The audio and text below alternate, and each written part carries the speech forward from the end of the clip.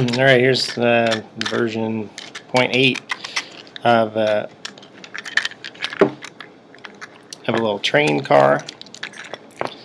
It's roughly the same size as those Brio trains.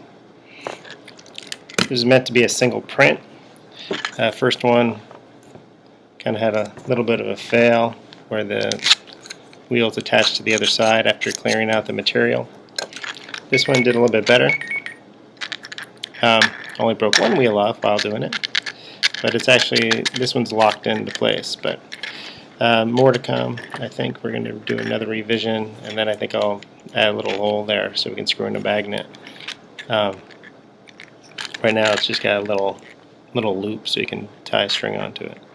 But this is a single print, and you can see some of the waste support material that made it so that the wheels could be printed in place. And it's just a matter of cutting it out.